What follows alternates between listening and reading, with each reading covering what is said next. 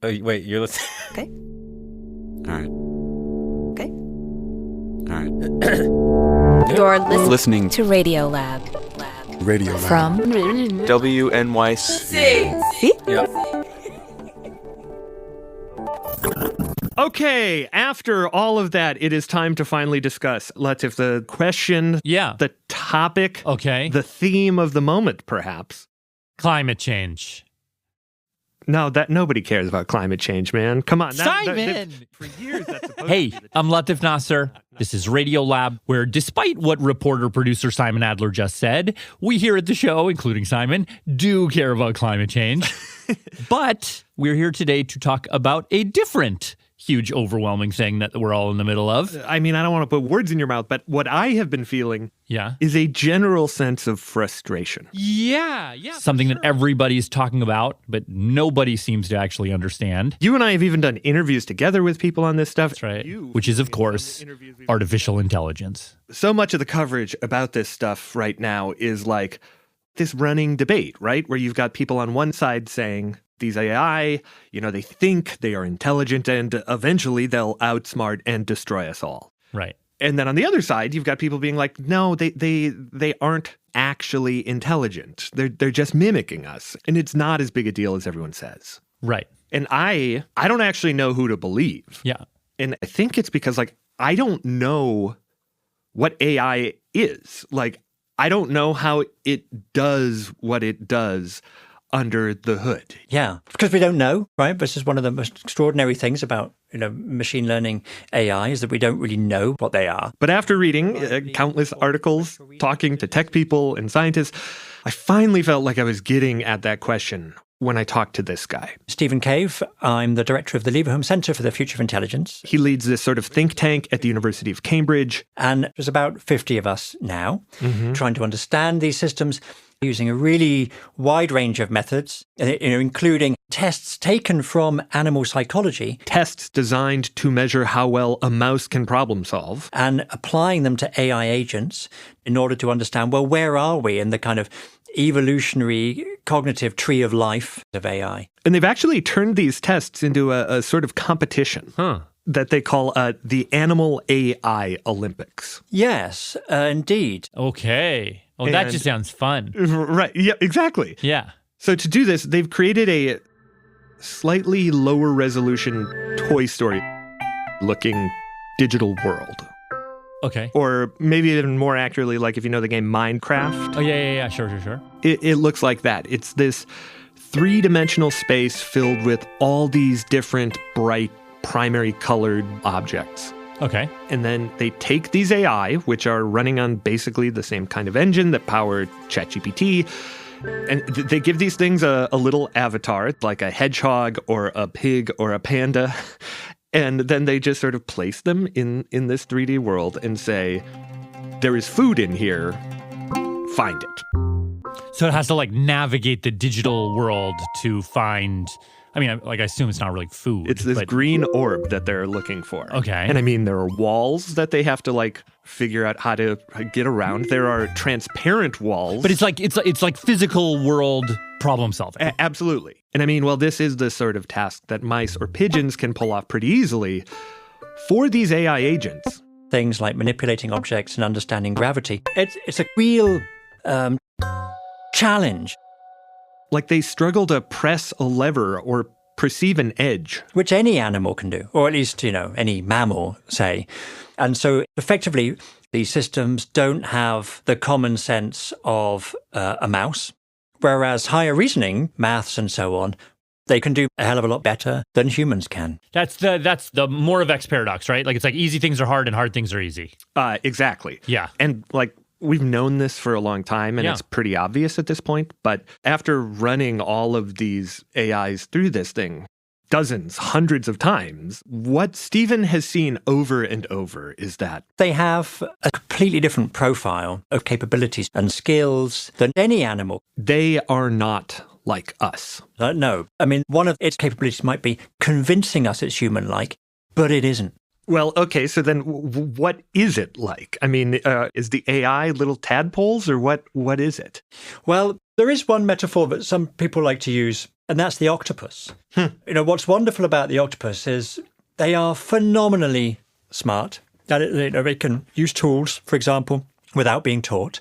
They develop sophisticated tactics of all kinds. There are lots of wonderful octopus escape stories. Well, wait, because that doesn't sound like AI at all. No. Then why this metaphor? Well, it's helpful not because AIs are like them, but because in a way it really shows how different intelligence can be. Okay. I mean, octopuses, their intelligence is distributed through their tentacles. He says, we and all mammals have this one central brain. But octopuses, they have 9 little brains, one in the center and then one in each limb. So their tentacles can function much more independently, which is how they manage to have 8 of them all doing like clever things all at once. And this kind of intelligence is fundamentally alien to us. And that's a good way of looking at AI. Alien. Profoundly alien. Which, on the one hand, makes this thing feel sort of unknowable, impossible to understand. But then on the other, well, it is alien. It did not evolve in some far-off galaxy or even the depths of the ocean. Right. Like, this is an alien we created year by year, transistor by transistor. And so this is what we're doing today. We are going to trace the evolution of this alien in our midst, this alien that we designed in the hopes, at least, of coming to some deeper understanding of what it actually is today. And then maybe, if we're lucky, that will give us some insight into this thing we are all, almost certainly, going to have to face off with at some point or another. So, This is great. I feel like we all need this. We all need this explainer. great. Fill your glass, because here we go.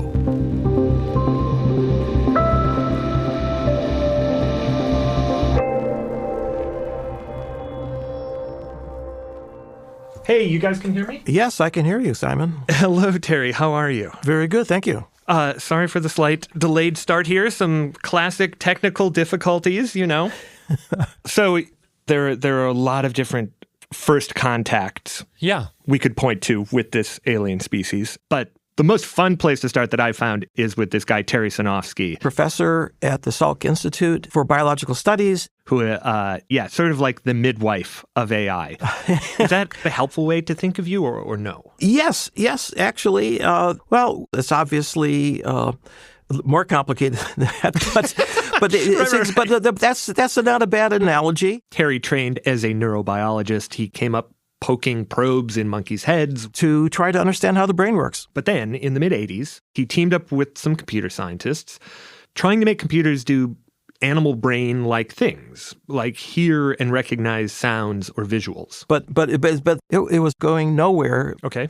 Because everything was based on rules at the time. Like all computer programming at this point, it was this incredibly complicated set of, if this, then that statement. So if you see this and you see that, but you don't see that, then that means this. Right. This sort of web of logic. Right. Which, when it comes to recognizing sounds or pictures, was a problem because for each rule, there are tens of thousands, 100,000 exceptions. Just too many nuances in the rules to hard code in. And so it was clear that this approach, this way of doing it through rules, was really hopeless.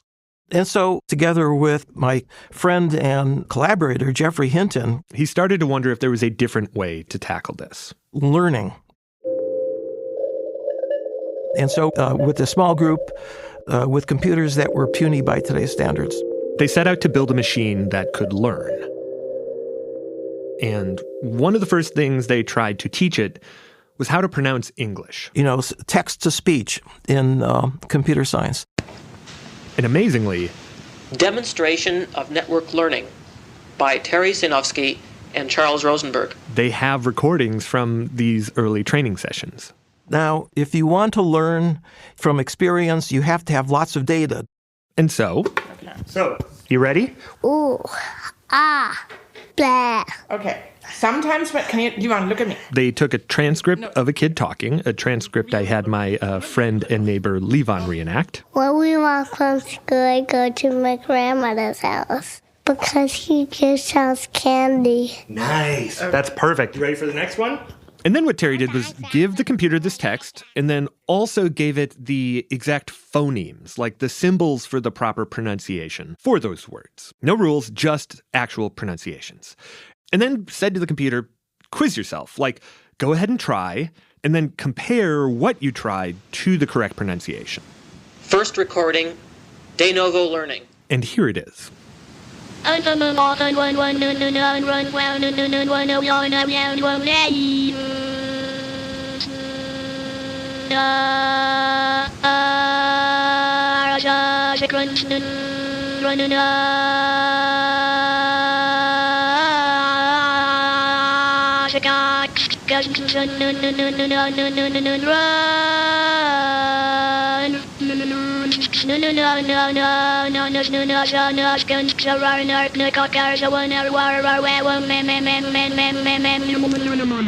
Wow. Right, so it has no idea what it's doing. Yeah, right? not even close. No. Doesn't sound like a baby either. Like that just sounds like glitched out. It's chaos, right? It's like noise, effectively. Yeah. But then, as it continued quizzing itself, comparing its output to what it should have said, When I go to my cousins, I play badminton, all that. slowly, We could actually hear the learning.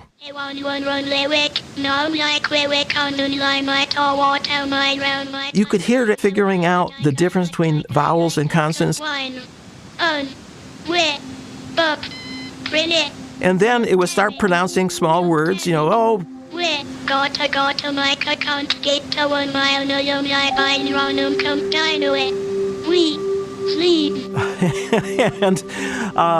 it only took a couple of days. When we walk home from school, I like to go to my grandmother's house. Well, because she gives us candy. and it was acing it. And we eat there sometimes. We eat there sometimes. Sometimes we sleep overnight there. Sometimes we sleep overnight there. Sometimes, when I go to my cousins, I get to play badminton, all that. But the really astonishing thing is that when they gave the program new words and new sentences that it had never seen before, he won't stop jumping or running in the bathtub. It pronounced those two. He keeps jumping around, gets tired when he goes to bed, when he finally gets to sleep. It was phenomenal. Sometimes I get to go to bed at 12:30. Sometimes, but most of the times I don't. What we didn't appreciate back then was that NETtalk was a little bit of 21st century AI in the 20th century. That this process of learning was the future. Are we done? We're done. Thank you so much. Well, okay, but like what actually happened there? What is it doing? How do you get a machine to learn that? Well, take a baby human.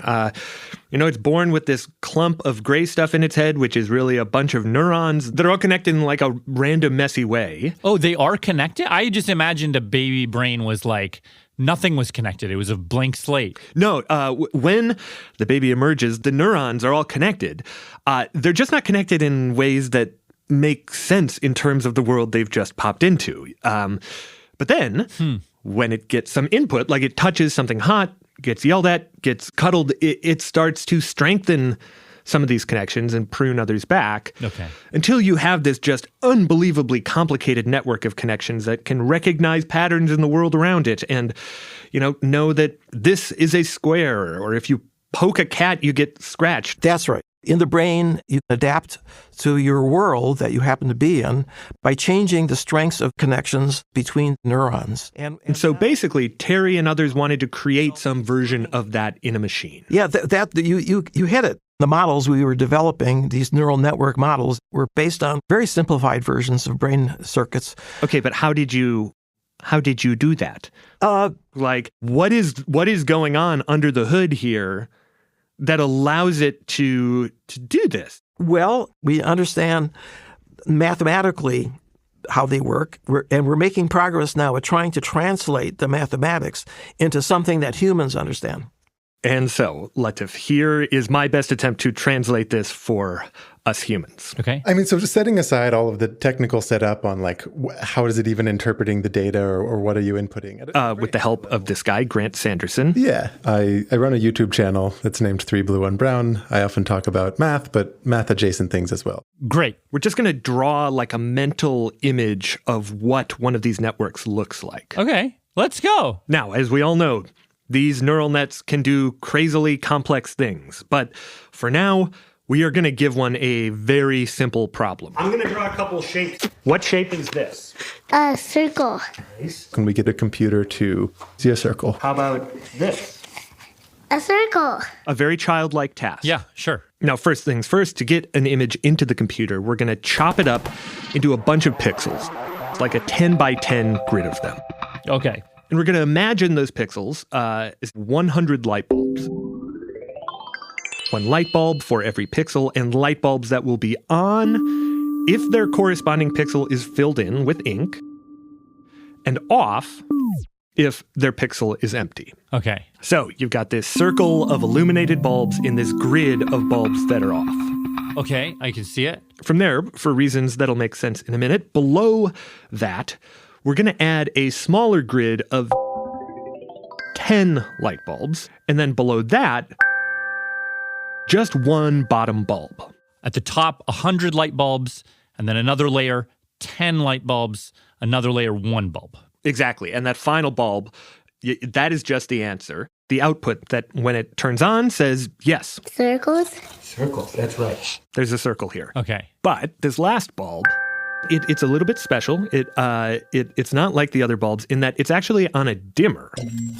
So it can also answer like maybe a circle, because it could be a square if it's kind of bright, or I'm pretty sure if it's pretty bright, or if it's all the way on, that means this is definitely a circle. As a side note, this feels like quite the challenge where we're torturing the poor audience members here, probably like on their drive and not able to allocate their like visual cortex to like try to visualize all this. But setting aside all of the technical terminology. There's one last thing to do. We have to wire all of these bulbs together so that electricity can like flow from that top grid through that middle grid down to that last bulb, which will hopefully turn it on. So we call up an electrician. We tell him, go and connect every bulb in the top 100 to every bulb in the middle 10, and then go and connect every bulb in the middle 10 to that final bulb. So literally every bulb is connected to every other bulb, basically. Exactly. So that electricity can flow down from any bulb that's lit up and kind of cascade through all of them. Got it. And so the electrician starts pulling the wires, soldering, and they say, I'm done.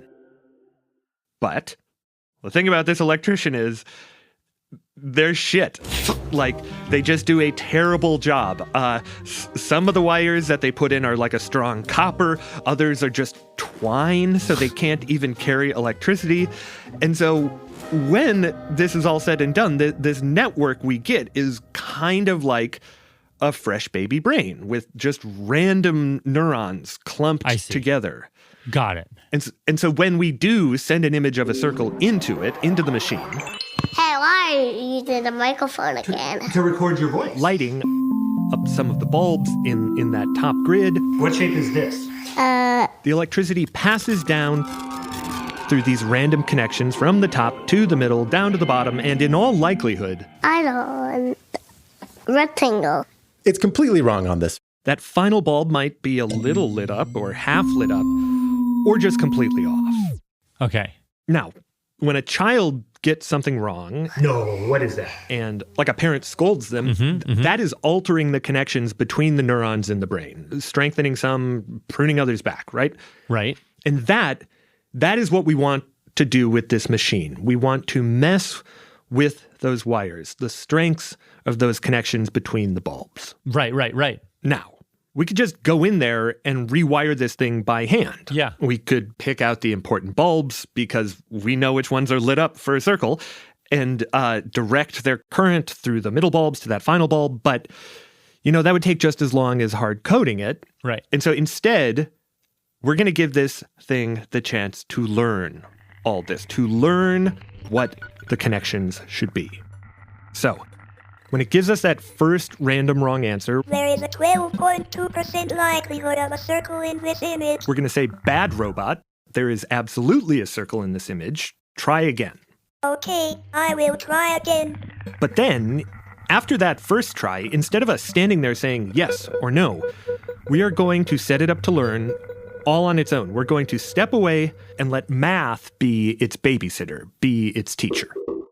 And so, this is the moment where we have to dive into the math a bit. Okay. It's not that complicated. It's mostly multiplication. All right. Okay. Let's go. First of all, these bulbs in the computer, they're really just numbers. 1, 2, 3, 4, 5. And the wires, you can really just think of them as variables that multiply these numbers. X times 2. As they pass through them. Y times 0.3. A good wire multiplies the electricity by 5 or whatever. A bad one divides it in half or even zeroes it out.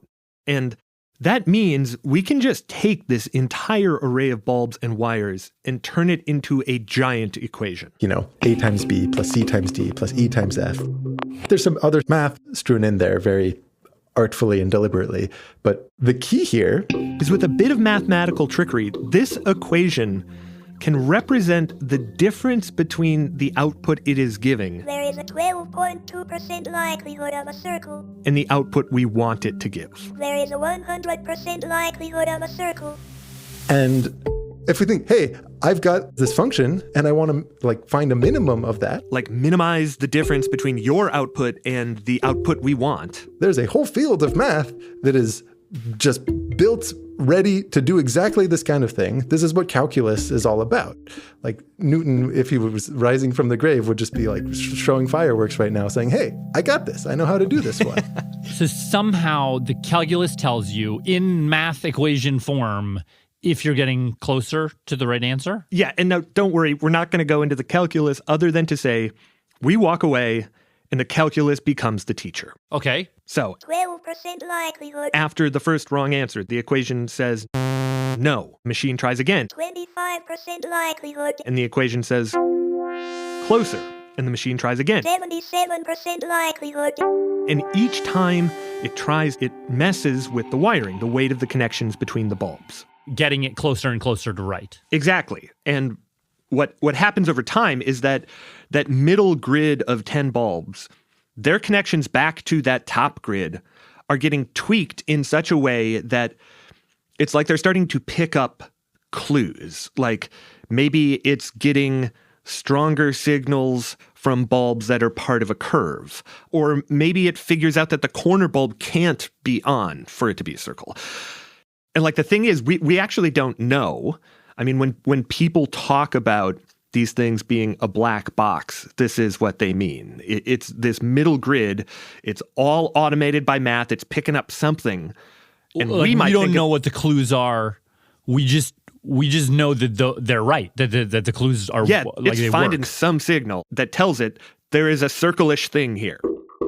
And as it keeps giving answers and the equation keeps telling it whether it's right or not, or closer or further away, eventually, each of those middle bulbs is receiving the right electricity from the right top bulbs to know if these characteristics of a circle are there. And if they are, they pass that along to the final light bulb, which will light up if enough of those characteristics are present. And at that point, our little network here has learned to recognize this circle, which... That's actually kind of astonishing. That's pretty amazing. It is, but it's only this one circle. And so the important thing is that if you do this process not with just this one circle, Circle. Circle. but with tens, Circle. hundreds, thousands of examples, Circle. you know, big circles, Circle. little circles, messy circles, circles drawn by you and me, and you have the machine tweak all those different wires for all those different examples, you can then take all of that and do one final, actually very simple bit of math. Just average it all together. All of the wire strengths you got from all the examples for wire 1 get averaged down to one value. All the wire strengths that you got for wire 2 get averaged down to one value. And if you've done this right, you can then send in any of the drawings it's seen before or new drawings it's never seen. Circles drawn by a 2-year-old or a picture of an orange, and it will say, yes, there is a circle there. Holy cow. Now, that process we just went through can recognize way more sophisticated things than just a shape, like cats or dogs. And I mean, the only real difference in the model is instead of these 3 grids we just used, these 3 layers, you know, an input, a middle, and an output, you just add more layers of bulbs in the middle. These multiple middle layers allow the computer to recognize progressively more complicated components of the picture. So, like, the first layer might just find the edges. The second might find textures. The third, forms. The fourth, maybe eyeballs. Because everything is made up of building blocks of the layer before it. Yes. Crucially, without anyone labeling any of those intermediate, like it's figuring that out itself. Exactly. And then using the same mathematical reinforcement, it can tune and tweak to get shit right. Okay, wow. Well, I need a drink after all of this to sort of let all this settle in. Great. Okay, like this, I wish my kids could learn like this. Like, the way they learn is so physical, so emotional. It matters who's saying it. It matters how they're saying it. It matters the tone. It matters all these different things. Like, this is so clean. And like crazy fast. I mean, what just took us 10, 15 minutes to explain, that all happens in seconds. So it can learn the circle thing at basically lightning speed. But like recognizing a circle is one thing. Sure. And like now we're talking like actually making a sonnet as if Shakespeare wrote it. That seems like a very wide gulf. It seems like there's still a lot of place to go. For sure. And our little alien is going to have to evolve here. Yeah. But in terms of its architecture, of how it does this, it's basically the exact same. Huh. The only real difference is we're shifting its focus from recognizing to a slightly different skill. And we're going to get to that. You want to predict what I'm going to say next? Right after a quick break. Exactly. Right after a quick break.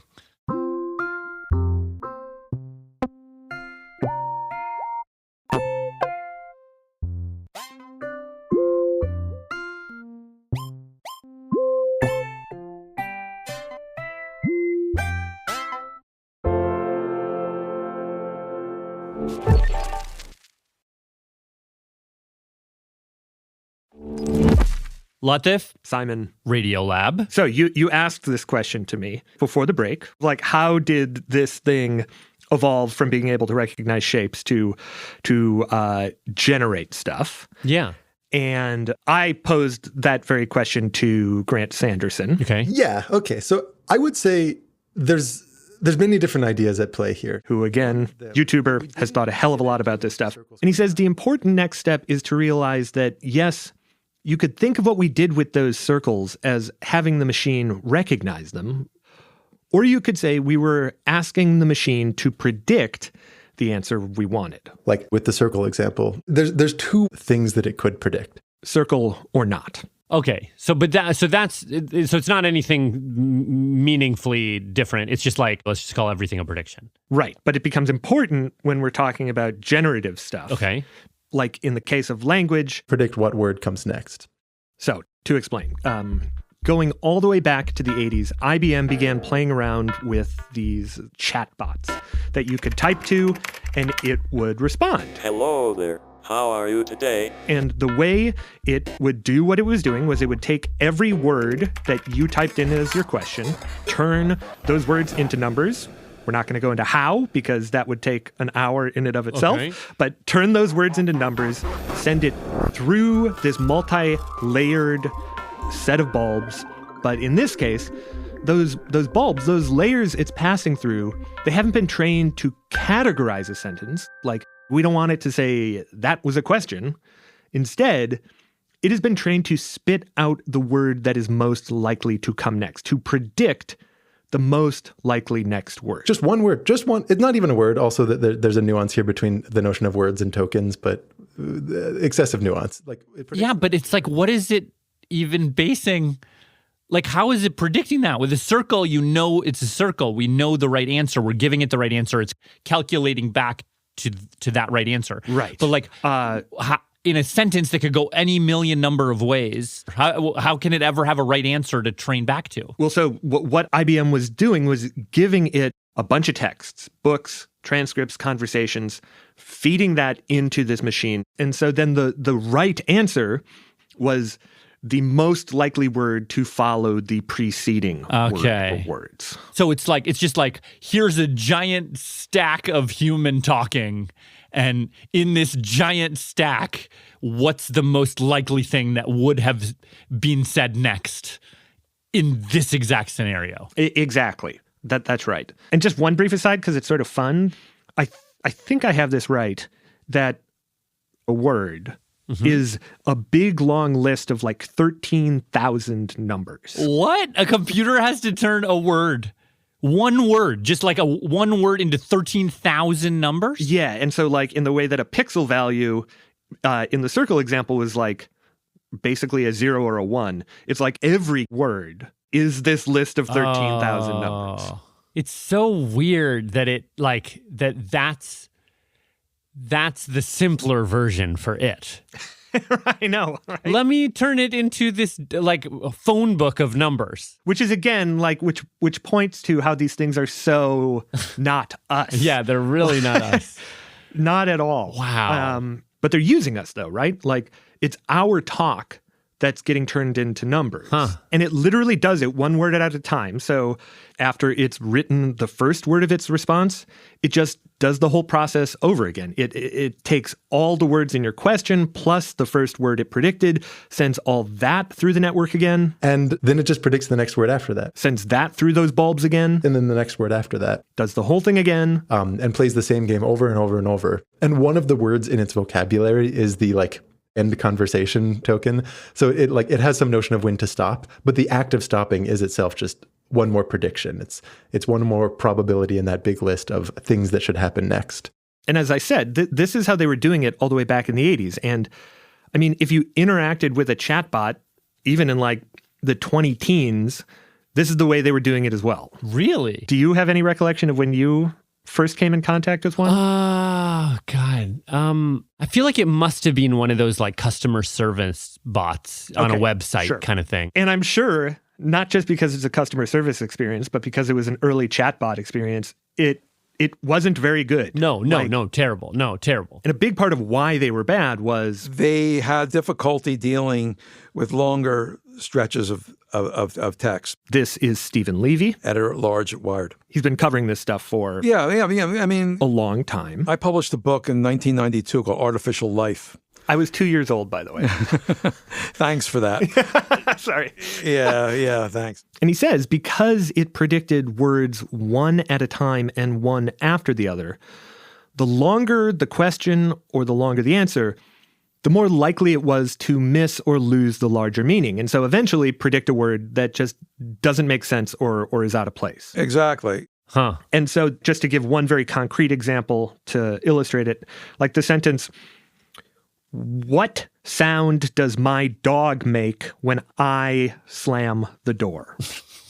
It's like... That's so... I can see why that would be confusing. Right. Like you have to somehow know that in that sentence, dog is really the operative term here. Right. The important noun, it's not I or door. Right. And so in 2017, this guy, Oscar, who worked at Google, set out to solve this dog door problem. He thought that the thing should be able to figure out, this is the most important part of the sentence. This is what I should pay attention to. And now the question becomes like, how the heck does one go about doing that? And what they figured out was the problem here is we're giving it one word at a time and we're having it predict one word at a time.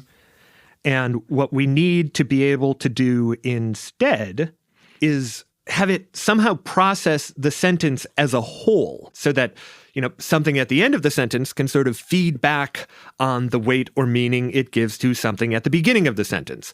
And one way that you can just imagine it doing this is that instead of just making a prediction and giving an answer, you need to take in all the information, make a prediction, but then just set that aside because you're going to take in all that information again, and then we're going to send it through again and again and again, each time focusing on a different word in the sentence, generating a different possible prediction before landing on some final prediction, which, God willing, would be bark. It's like the computer simultaneously lives in the multiverse of that sentence where each word in that sentence is the most important. Yeah, and I've looked at this stuff for months, and I still don't totally understand exactly how a machine does this. But something like that, and also, you can say no. You can tell me. Well, I've got it wrong. I in the raw sense, that's the idea. Like the complexity here, you can see it's going through the roof here. Like where you're like,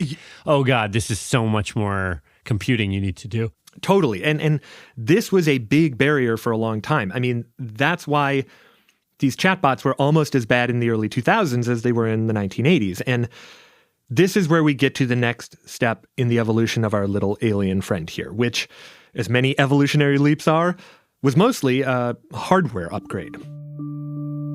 I mean, if you have been following the news about AI at all, you've probably heard this term GPU. GPUs, components that go into data centers. Or the company... Computer chip maker, NVIDIA. The most valuable company in history. That makes these things. Its story, of course, wrapped up in the frenzy around the future of artificial intelligence. These things and this company have been at the center of the conflict between China and the U.S. when it comes to export controls. The idea here is for the U.S. to kind of limit the ability for China to catch up when it comes to AI. And interestingly, what these GPUs, these graphical processing units, were originally designed for was computer games. Video games, things like that. And what they're really good at is just doing a bunch of different math problems all at once. Exactly. It's just all about multiplying and adding numbers as fast as you can. There's some other things, but by and large, just do those two things and we're off to the races. And doing these math problems all at once, which is called parallel processing, that's exactly what these learning machines needed to do some version of that super complicated multiverse prediction thing we discussed. Sure. And so, with these GPUs and this new parallelized architecture that Google named a transformer, all of a sudden, they could get a machine to parse those longer sentences and give at least reasonable answers to more complicated questions. All right.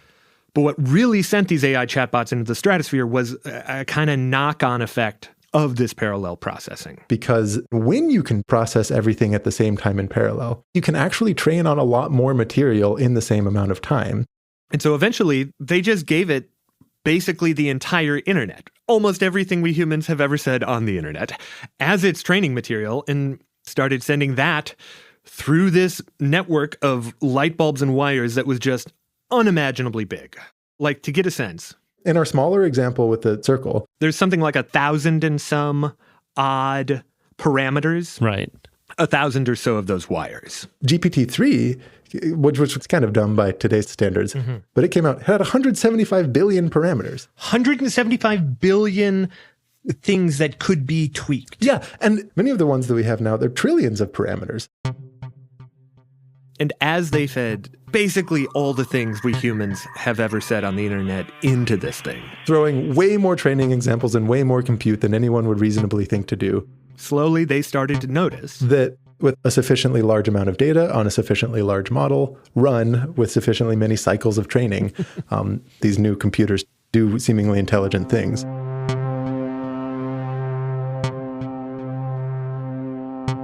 Now, a lot of what I just described was written up in a paper called Attention is All You Need. And these findings are really what unlocked these large language models like ChatGPT. And that's all it was really intended for. But there was a passage in there saying, we think this can work for images and video. And indeed, that turns out to work. That same basic model of massive parallel processing with tons of input, that could predict the next part of an image or sound. The moment civilization was transformed. And that moment, that realization, is really what triggered the explosive proliferation of artificial intelligences, different kinds, practically different species of AIs that we are living amongst today. New artificial intelligence systems. Machines that can teach themselves superhuman skills. ChatGPT 3. GPT-4. Introducing Apple Intelligence. Dolly. An app called Lenza. Bard. It's called Midjourney. Text to video art generated by... It's crazy. Look at this. So I don't know what AI it is they're using. Yes, it feels like an episode of Black Mirror. So it's like all of these different apps doing all of these different things in all of these different mediums. They're taking in a huge amount of examples, and then they're using fancy math to basically predict the next word, the next pixel, the next note. And from that, it's like generating this whole huge diversity of new stuff. Yeah, basically. And I mean, it's also, just as we described, doing something that I don't totally understand, that's more holistic than just looking at the thing that happens next. But it is drawing on the examples it's been given to decide what should happen next, which suddenly sounds not so simple. And no, that it does send you into a spiral, because it's like is what I do any different from that? Just spewing out, some iteration of everything else I've seen before this. Yeah, but first of all, you're not pulling from the whole internet, right? Like, you have to depend on just the limited things you've experienced or can even maybe remember. That's fair. And your math is also just way sloppier. It's not as accurate. Yeah. And to that point, and maybe we shouldn't even go here, but there's this one other thing that you can control in these models, which is called the temperature, which is like this final knob you get to tweak on the thing. And so if you have the temperature all the way down, it will give you the most likely thing to come next. If you turn the temperature up a little bit, though, it then is going to pick like the second or third most likely thing to come next. No, so you can control like how precise you want the math. Like you can say I want it a little stanky. Yeah, like there's a little bit of randomness in it then that it's then acting upon in what it does next. So maybe you just want the temperature turned up on like every third word, so that there's this almost spontaneous feeling, serendipitous creation, active creation that comes out of this rigid math. Like it's like something startlingly creative might just be a less right answer. Wow. Yep. And just by doing that, it's going to keep doing stuff that we are going to get increasingly uncomfortable with. Yeah. Like right now, there is an AI-generated song on the Billboard country charts. Really? I didn't hear about that. But if that's the case, I see no way that eventually a fully AI-generated film won't hit the box office. Like that, that's just going to happen. Yeah. But when it happens, it will be only because of all of this math. To me, I think the thing that makes me realize is when you see under the hood, what you see is less like something spooky and ethereal. Yeah. Like there are times when it gets spooky, when like there'll be a time like I'll be listening to like an AI generated podcast and then one of the hosts breathes and I'm like, wait, that's so weird. Like it doesn't even need oxygen. Why is it breathing? And now it's like, oh, because you know that like that's just the next statistical thing that would come in that sentence is a breath. That to me is like it's much less eerie because you can see where it got it from. Right. But Well, okay. I do have one bit more for you because I don't know. I still found myself wondering how it will feel as these things get better and better. And in particular, what it'll feel like in the moments we sit across from it and it is better than us at something we have spent our lives working on, that it is better than us at something we truly love. Yeah, many people, also all my friends tell me like, wow, you are the first professional Go player be famous because you lost the game. No. So, right. Yeah, it's me. And so I got in touch with this guy. Fan Hui. I'm a professional Go player, three-time European champion. So, real quick, Go. It is an ancient Chinese game, considered probably the most complicated board game in the world to teach a computer to play because of just how open-ended it is. All you really need to know is you are trying to control as much of the board as possible. You go back and forth with your opponent, placing one stone at a time, and you control portions of the board or territory by either like cordoning off sections of it or encircling your opponent's stones. It's a very simple idea, but it's difficult. Because with such simple rules, there are just this crazy number of ways the game can play out. In fact, folks like to say that there are more possible ways for a Go game to go than there are atoms in the known universe. Yes. Anyhow, back to Fawn. I remember I discovered the Go age like 6 in my school in Xi'an. And I feel something, this game I can play. And I progress very quick. 1 year after I learned Go, for my school, I'm number 1. 3 years after that, I'm in the best team in the province. And not long after that, I stopped my school. I only learn Go game. I mean, for years. Every day, only thing you do is just to play Go game. 12 hours. 12 hours of playing. Yeah, it's no joke. Around age 15, he went pro. And somewhere along the way, he says he noticed this almost magical quality of the game. Go for me, it's like a mirror. A mirror? Mirror, yeah.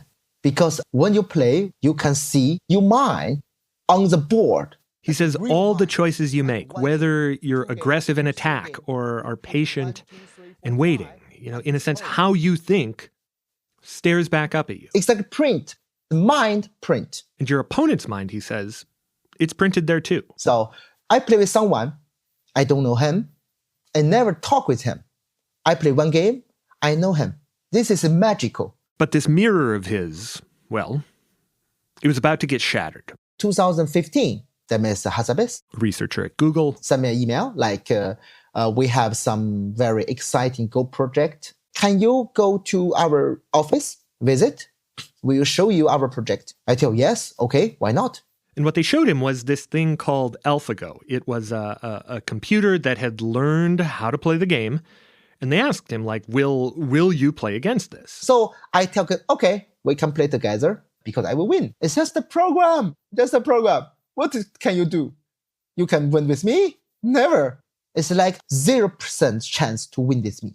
0%. And why were you so confident? Because I know the best program this moment. I can give 6 stone handicap game. Got it. So how you can possibly make the technique make the huge difference just months? It's impossible. And so, a month later in this windowless office room, Fawn faced off with this computer and its human stone-placing helper in a best-of-5 game match. The first game, all the game, I feel good. I think I will win. But end of game, with just a few stones left to play. I'm stupid. I make some mistake. And I lost my first game. Okay. But, he's thinking, I was sort of arrogant going into this. I was overly confident. So next game, I will be careful. I will play more seriously. I will win the game. So the next game, he sits down at the board, starts carefully placing his stones, and it's looking good on the board. But inside his head, I feel something really difficult. Very difficult. Very difficult. Because I like fight, but AlphaGo don't fight with me. And if I want to take something, AlphaGo give me very easily. Looking down at the board, he was not able to see his opponent's mind in the way he always had. No. There was no bravery, there was no subterfuge that he could sense. I see AlphaGo want to do this, AlphaGo want to do that, but why he want to do this? You cannot find it. You can't. And so he didn't know how to respond to it. And his mind started to race. Good move, bad move. Good move, what mean? Bad move, what mean? Good move, what think my teacher? The good move, what think my student? Everybody, all my friends. And he realized that with all these emotional pushes and pulls that eventually I will make mistake. But AlphaGo, no. Never. When you think about this, the confidence is crash. It's crash. All crash.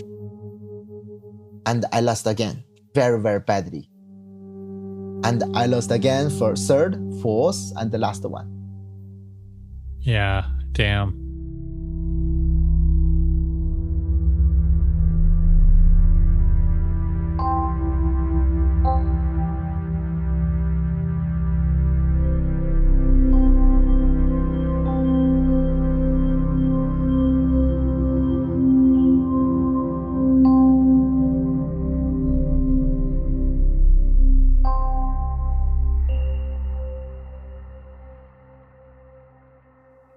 But you know, this experiment is really good for me.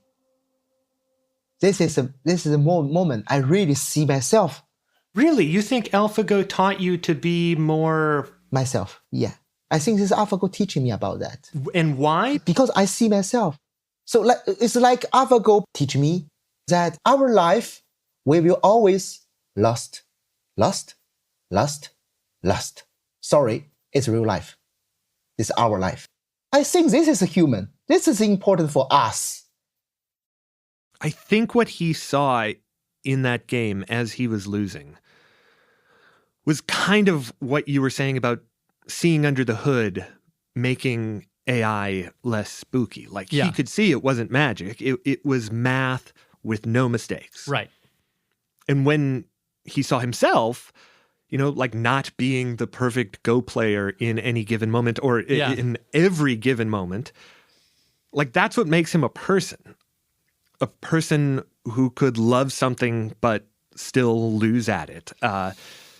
Maybe feel bad about that and then use that feeling to figure out what to do next. Today, I'm teaching the Go in China with the students. Right, why are you teaching Go? The computer will always win.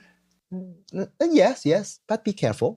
Because I think all you experiment to learn is still useful. So don't worry. It will be coming. You can do nothing. Accept it and just learn. Yeah, I get that. Before we wrap this thing up, I wanted to put all of this in front of someone. And not an AI person, but somebody with a really wide scope on technology and history. And so I went to this guy. Tom Mulaney. I'm professor of modern Chinese history at Stanford University. I worked with him years back on a story about typing in Chinese. And well, he's just one of the most thoughtful and informed people I know. Yeah, that means a lot. That means a lot to me. So how would you respond? Well, I mean, everyday life is at its core a study of this awful, amazing, horrifying, never-ending surprise of what it means to be born and live and die as a human. And even if at the end of the day an AI is orders of magnitude smarter, AI, just by definition, cannot suffer and rejoice and live and die in quite the same way that humans can, in the same way that we cannot live and die and suffer and comprehend and feel the way an octopus can. I mean, the only thing an AGI will be able to do is contemplate my goodness, what does it mean to be an AI? And so I am not worried at all about what AI means with regard to meaning, human identity, what it means to be human, or any of that. Well, that was very beautiful.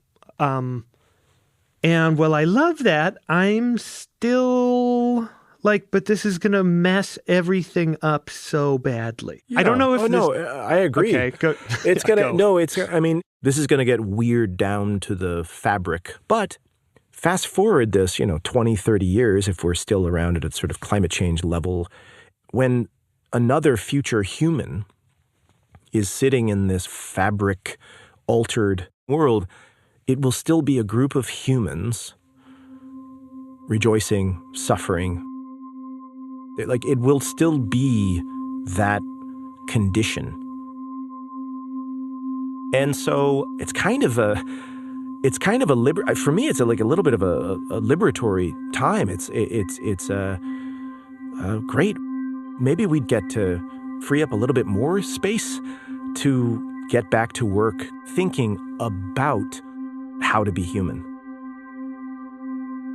Because we have not even come close to solving that issue.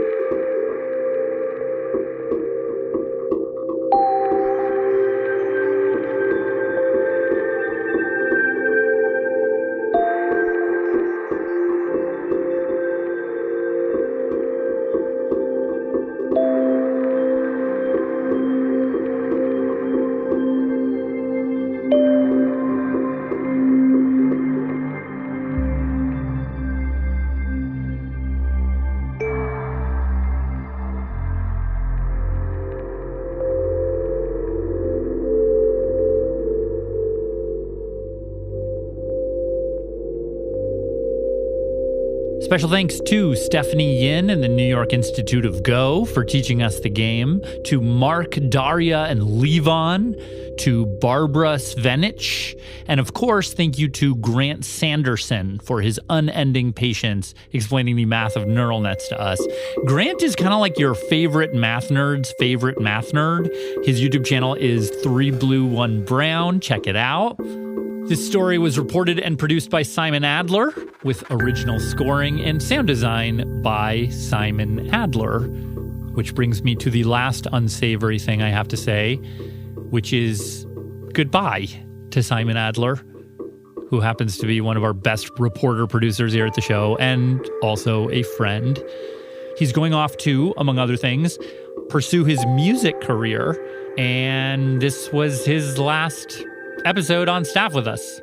Chances are, if you list out your favorite episodes from the last 11 years at the show, more than a couple will be his. Could be some of the tech stories he did. He did stories about drones in Ukraine, about content moderation on Facebook. Could be some of the international stories he did. He reported about the hunt for an endangered rhino in Namibia. He did a story about a species of raccoon in the Caribbean islands of Guadeloupe. He did a lot of stories about democracy as well. Covered a town, Seneca, Nebraska, that voted itself out of existence. He did a story back in 2017 about a New York City council race where the campaign manager was a little-known guy named Zoran Mamdani. Besides being a killer reporter, not to mention composer and interviewer, Simon has also spent so many hours coaching an entire generation and staffers and interns. He's so generous with his expertise and his time. Really someone who makes everyone around him better. Anyway, we have been so lucky to have him as part of our nerdy band for 11 years. Check out his band, Windstar Enterprises, on Instagram. That's Simon and another fellow former Radiolabber, Alex Overington. We already miss you, Simon, and good luck out there.